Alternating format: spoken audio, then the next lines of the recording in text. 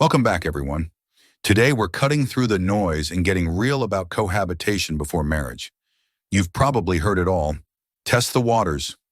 Live together first to see if it works. But what if I told you that mindset is leading many down a path of uncertainty and broken commitments? This isn't about judgment. It's about facing facts and understanding the difference between convenience and commitment.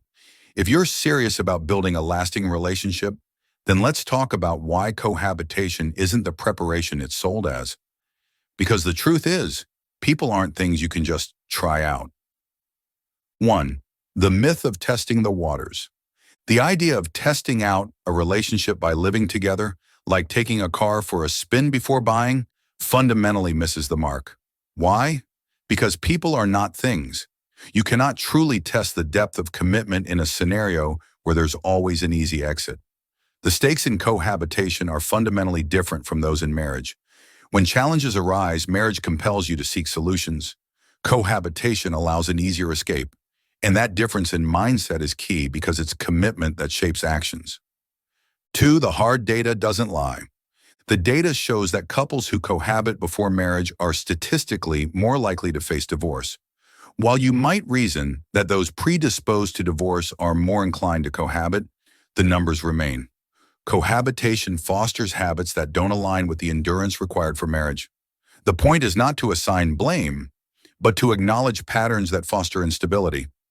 Stoicism teaches us to see things clearly and act accordingly. 3. Ambiguity equals anxiety. Cohabitation often lacks a shared, mutual understanding about the future. You're occupying the same space, but are you genuinely building a future together?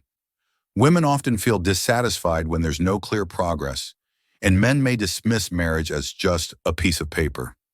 This ambiguity is the breeding ground for anxiety and resentment. It's not necessarily about the lack of love, it's about the absence of a shared, defined purpose, which marriage formalizes. 4. Commitment is the crucible for growth. Marriage isn't just about romantic gestures. It's a container that holds the necessary heat of growth. When you commit through marriage, you create a space capable of withstanding life's inevitable challenges.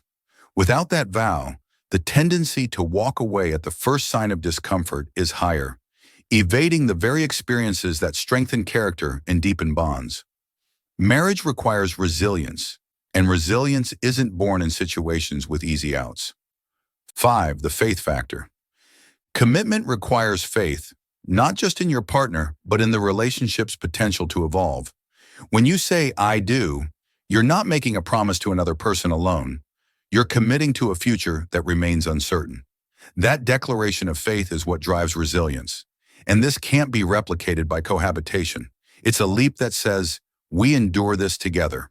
Without it, there's a lack of the foundational strength needed to face adversity directly.